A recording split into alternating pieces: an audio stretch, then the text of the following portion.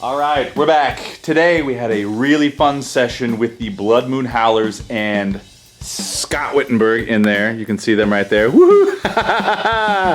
We just did a really bitchin' drum session for a new tune that they're working on. A single is gonna be coming out. Before we tear down, I want to do a quick walkthrough. We've got quite a bit going on. First, I'm gonna go backwards. Because this is kind of normal. The Roswell's up on the wall, and my good old, there's Oscar. What's up, buddy? 4080s in the middle of the room. For both rooms, this time though, we decided to go, I put one of my front kit mics up, which is the same distance from the snare as the overhead. So those three mics work really well together. And this, height-wise, you can see 24-inch kick. We're about probably 8 inches above it. So it's kind of a general kit sound. And it kind of fills the sound out really nicely. Then over the kick today, running something a little different. Got my AE 3000 just hanging directly over the edge of the kick. Here, I'll go over here so you can see it. And it's angled down a little bit towards the rim of the snare, and it's getting a cool kick and snare sound, kind of punchy, and that's getting compressed like crazy with the Joe Meese compressor. Then the 4047's overheads. With the PR30s on the toms, we're using the white Gretsch with the clear heads. Then we got this little contraption going. It's a Heil PR22 and a 57 taped together. Although both dynamic, they sound really different, but together the snare just pops out of the speakers. Right, Oscar? He agrees, trust me. And then the hats, we're using the 3000s, and Scott, those are your hats, right? Yeah. Which is the same, yeah, those the 15-inch Formula 602s, which are fantastic. And then you've got a, same thing here, right, a 602 Formula 602. Oh, yeah. 18, we used one of the Peisty, the Dark Energy 22 Ride, and then this is a Giant Beat, right? 22 Giant, excuse me, 20 Giant Beat. 20-inch Giant Beat, yeah. That thing sounded great. Great to ride on, actually. And that's pretty much the setup. Room mics are about 9 feet away, and then we have the far rooms up there on the wall about maybe, Scott, you're 6 feet tall, so maybe 9.5 feet up in the air, and probably about 15 feet from the kit. And then I'll go over the console here in a second. Say hi to Scott. Yo, drum concepts. All right, cool.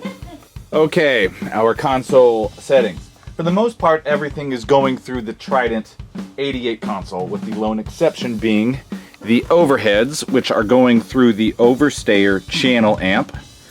And you can't see it here, but the polarity button is flipped in there. No EQ, just they sound really nice, big and open. 4047's pretty bitchin' overhead sound. Other than that, you can see got everything, our 3 snare mics, toms, kit front, overheads, hats, rooms.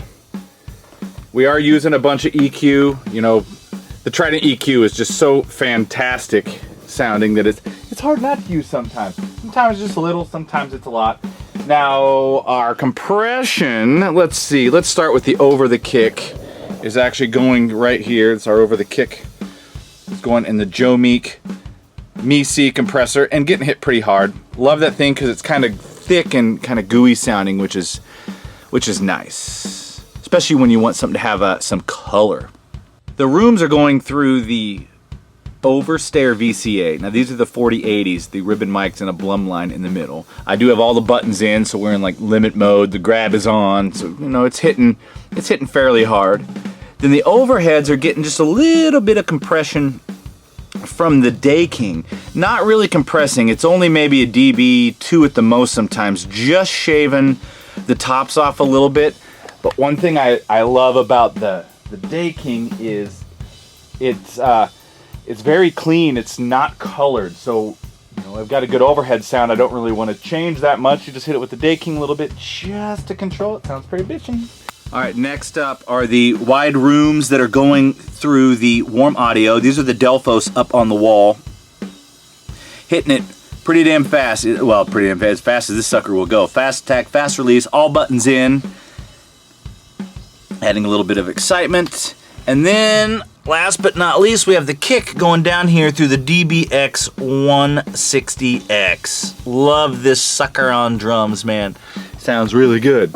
And And that's pretty much it. Overall, not a ton of processing. You know, we are using a bunch of the EQ for some sweetening here and there and just some compression in the right places. I actually had some going on the snare and decided it wasn't adding anything that I wanted, and Scotty was hitting so consistent that we really didn't need much of it, so I just let the drummer play, man. So that's it, man. Check out the Blood Moon Howlers. They are fantastic. See you guys around.